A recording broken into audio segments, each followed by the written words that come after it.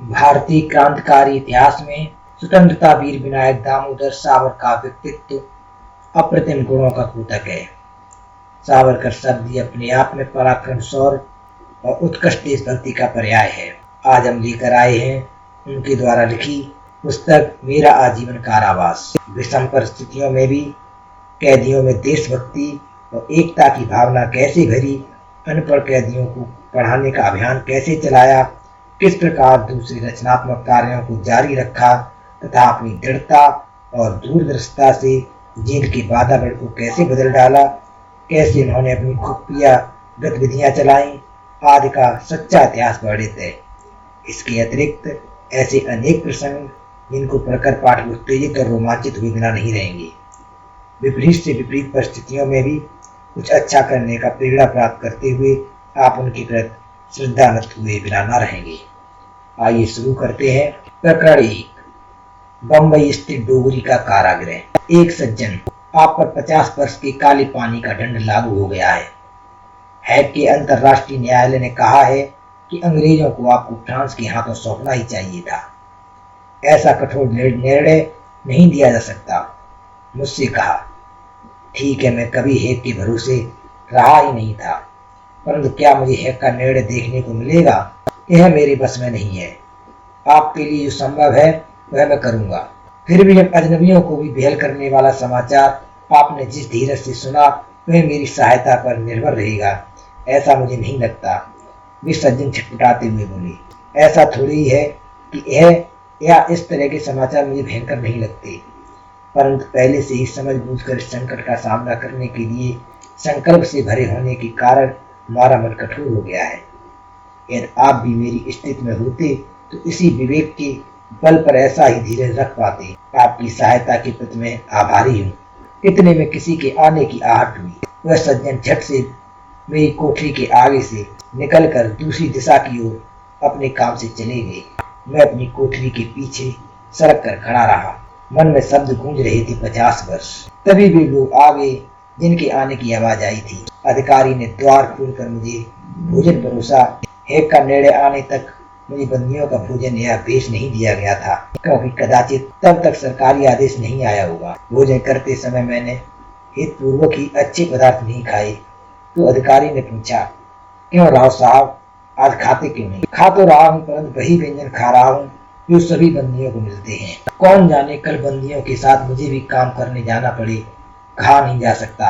सदन कभी मिले कभी नहीं, हाँ, परंतु कदम तो सदैव साथ होगा। उससे मित्रता चिरकाल तक उपयोगी होगी। मैंने हंसते हुए कहा। अधिकारी ने उतावलीपन से कहा, नहीं नहीं, ऐसा कभी नहीं होगा। आप फ्रांस लौट जाएंगे, ऐसा आदेश भी आ चुका है। ऐसा मैंने सुना है। आप बंदियों में काम करेंगे। राव साहब, ईश्वर ऐसा कभी नहीं करेगा। इतने में एक सिपाही भागता हुआ आया और बोला, हवलदार जी साहब आ रहे हैं। धड़ाम से दरवाजा बंद हो गया। भोजन परोसते हुए लोग आगे निकल गए। सुप्रीटेंडेंट आया और नियमानुसार सहानुभूतिपूर्ण शब्द से मुझसे बोला, आगे से आपको बंदी के कपड़े का अन्न मिलेगा। आपका 50 वर्ष का दंड आज से लागू हो गया। मैं उठा, अपने घरेलू कपड़े उतार दिए, बंदी के कपड़े ले लिए और पहनने लगा। मन कांप गया। ये वस्त्र बंदी के वस्त्र जो आज शरीर पर चढ़ रहे थे अब फिर कभी उतरने वाले नहीं हैं। इन्हीं कपड़ों में मेरी अर्थी निकलेगी। धुंधले से विचार, किंतु मन उदास सा हो गया। अधिकारी यूं कुछ इधर उधर की बात कर रहा था। उसके संवाद में मन को बलात् उलझाया। इतने में सिपाही ने एक लोहे का बिल्ला लाकर हाथ में दे दिया। यही वह क्रमांक है जो प्रत्येक बंदी की छाती पर झूलता है। उस बिल्ले पर बंदी की मुक्ति की दिनांक अंकित होती है। मेरा मुक्ति दिनांक, मुझे मुक्ति भी क्या है, मृत्यु तो मेरी मुक्ति का दिनांक है। कुछ जिज्ञासा, कुछ निराशा, कुछ विनोदा मिश्रित भाव से मैंने उस बिल्ली को ओर देखा। का वर्ष सन 1960। पल भर के लिए उसका कुछ भी अर्थ उजागर नहीं हुआ। पल दो पल में ही उसमें निहित भयंकर अर्थ उजागर हो गया। दंड सन 1910 और मुक्ति सन 1960 में। ये निर्मम व्यंग से कहा, कोई चिंता नहीं, दयालु सरकार आपको सन 1960 में अवश्य मुक्त कर देगी। मैंने उपहास में कहा, परंतु मृत्यु अधिक दयालु है, उसने मुझे इसके पूर्व ही मुक्त कर दिया। तो दोनों ही हंसे। वह सहज हंसा और मैं प्रयत्न पूर्वक सा। अधिकारी कुछ और चर्चा के बाद चला गया। सब लोग चले गए, मैं नीचे बैठा। शेष रहे हम दोनों, मैं और मेरा दंड, अकेले उस उदास कोठरी में, एक दूसरे का सामना करते हुए, एक दूसरे का मुंह देखते हुए। उसके आगे उस दिन की कहानी तथा हृदय में मची खलबली अपने सप्तऋषि कविता की पूर्वार्ध में उस पुस्तक में प्रकाशित की है। दूसरा दिन जमादार ने आकर कहा, यदि आपकी सजा प्रारंभ हो गई है तथा आपको पूर्व की भांति प्रातः व्यायाम के लिए सैर करने नीचे लाया जाए। साहब ने कहा है। मैं व्यायाम के लिए नीचे उतरा। इधर मेरी कोठरी की खोज कर तलाशी ली गई। मेरी सारी पुस्तकें तथा मेरा सामान नीचे ले जाया गया। सिपाहियों के पहरे में डोगरी के जेल के मध्य चौक में मैं धीरे धीरे टहल रहा था। तब मेरे वैष्टी वस्त्रों के स्थान पर वे खुरदरे मोटे वस्त्र थे जो साधारण बंदी के शरीर पर होते हैं।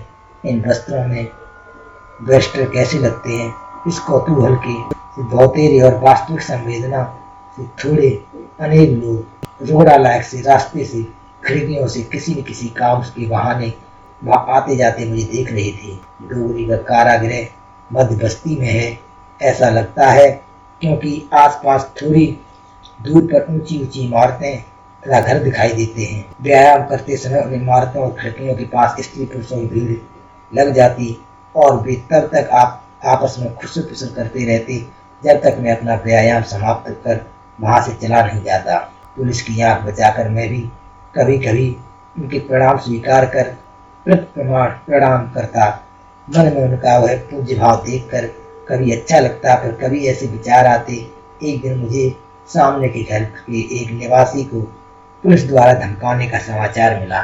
मेरे कारण दूसरों को कष्ट न हो, इसलिए तब मैं यथासंभव आंखें नीची करके टहलता था। इस व्यायाम के समय मुंह से योग सूत्र का पाठ करता और इसके पश्चात उसके एक एक सूत्र पर विचार करते हुए उसकी छानबीन करता। आज भी नित्य क्रमानुसार इसी तरह के विचारों में उलझा हुआ मैं व्यायाम कर रहा था। इतने में एक हवलदार ने, जिसे मेरे लिए ही नियुक्त किया गया था, बताया समय पूरा हो गया, चलिए आप। मैं सीढ़ियां चढ़ता ऊपर अपनी कोठरी में आ गया, परंतु जो विचार कर रहा था उसी में उलझा होने से वैसे ही बैठा रहा। उस निगमता में काफी समय व्यतीत हुआ कि पुनः दरवाजा खड़का और हवलदार ने भीतर प्रवेश किया। उसके साथ एक बंदी था जिसके सिर पर एक गठरी थी। सोचते सोचते मेरा चित्त शांत हो गया और मैं पल भर के लिए उसी तरह आंखें खोले निश्चिंत बैठा रहा। देख हवलदार ने कहा, राव साहब चिंता मत करो, ईश्वर आपके ये दिन भी पार करेगा। आप पर बड़े संकट का समय है, भगवान साक्षी है। मेरे परिवार के लोगों को भी आंखें भर आईं, परंतु मैंने गर्व से सभी को आश्वस्त किया कि इस संकट में भी वे नहीं डगमगाए। फिर यह क्या, आप चिंता मत कीजिए। इसके सद्भावना पूर्वक समझाने का परिणाम एकदम विपरीत हुआ। करने लायक कुछ घटित हुआ है, इसका मुझे स्पष्ट स्मरण हो गया। मन में एक चुभन सी हुई। मैंने पूछा, ये बोझा किस लिए? हवलदार ने हंसने का चेष्टा करते हुए कहा, कुछ नहीं, बस यूं ही कानूनी तौर पर कुछ न कुछ काम तो देना ही है आपको। आपसे जितना बन सके उतना कीजिए, कोई चिंता नहीं है। उसने उस बोझे को नीचे उतारा, उसे खोला और उसमें टुकड़े टुकड़े किए। फिर मुझे दिखाया कि किस तरह से घाव को धनकर उसकी रस्सी बनाई जाती है। तो फिर यह है श्रम कारावास। चलो करो इसका सामना, बस नारियल की जटाएं ही तो कूटनी है। हाँ, भला इसमें ओछापन कैसा, इससे क्या जीवन व्यर्थ जाता है। भाई, जीवन स्वयं ही एक पृष्ठ पेषण है। पंच महाभूतों का निचोड़ बटकर जीवन की है रस्सी बटनी है। मैं जटाओं को कूटने लगा। हवलदार व बंदी ये देखने वहीं खड़े रहे कि मैं यह काम कर सकता हूँ या नहीं, और मेरा मन बहलाने के लिए वो इधर उधर की गप्पे हाँकने लगे। महाराज, आपको यह ज्ञात नहीं होगा, जब तिलक और आगर कर को दंड हुआ था तब उन्हें इसी कोठरी में रखा गया था। वे जब आपस में बहस करते तब जोर जोर से बोलने लगते। तब कभी कभी उन्हें चेतावनी देनी पड़ती कि धीरे बोले, पर वे आपकी बात सुनते थे या उल्टे आप पर ही नाराज होते थे। बहस के आवेश में उसके खंडित होने से भी झुंझलाते, पर फिर धीमी आवाज में बतियाने लगते अथवा चुप हो जाते। और वे बाई के पत्रकार हाँ हाँ, वही जो आप कह रहे हैं। वृद्ध लेले जो कुबड़े थे वे यहीं पर साधारण बंदी थे। उनकी बुद्धि बड़ी कल्पनाशील थी। इधर खटमलों की भरमार हो गई थी। लेले बहुत झुझलाते। एक दिन उस ब्राह्मण ने क्या किया कि साधारण बंदी होने के कारण उन्हें यहाँ जो घरेलू वस्त्र मिलने, उन्हें उनसे ही 1 महीना पर्यंत जहन चादर निकाली और उसकी जैसे तकिए बनाते हैं आच्छादन की खोल सीने लगे। हमने यूं ही पूछा, शास्त्री जी ये क्या सिलाई कर रहे हैं? साहब बिगड़ेगा। उन्होंने कहा, ठहरो जरा और देखते जाओ। मैंने खटमलों के लिए एक रामबाण औषध ढूंढ निकाली है, आपको भी बता देता हूँ। चंद घंटों में खोल तैयार हो गई और देखते देखते वह बामन उसमें घुस गया। केवल आंख नाक के छेद खुले रहे, बाकी सर से पांव तक वह उस थैली में घुस गए जैसे वह कोई गद्दी हो। अंदर से उसमें बंद खींचकर यहाँ से शाम होते हुए भी वो लंबी तान कर सोए तब उठे। जब हमने ही सवेरे दरवाजा खटखटाया तब से मजाल है कि एक खटमल भी कभी उन्हें सताया हो। दिन में उस थैली को उल्टी करके उसे धूप में रखते, रात में उसमें घुसकर खर्राटे भरते। तिलक अगरकर के साथ वहाँ यहाँ थे, उसके बाद भी कहीं इधर रहे क्या? जी हाँ रहे थे, परंतु उस समय उन पर कड़ा पहरा रखा गया था। वे इसी कोठरी में थे। एक दिन खटमलों ने उनका लहू चूस चूस कर रात में उनकी नींद हराम कर दी। मैंने सवेरे द्वार खोला तो देखा तिलक खटमलों का शिकार करने में व्यस्त हैं। मैंने पूछा, क्यों महाराज, ठीक तो है ना आप? वो शांति के साथ मुस्कुराते हुए बोले, ठीक तो हूँ जमादार, केवल कल रात तक आँख नहीं लगी। तने भीतर तो आइए, देखिए आपकी पालतू पीढ़ी। मैंने देखा तो खटमलों की पंक्तियां भीतर और जा रही थी।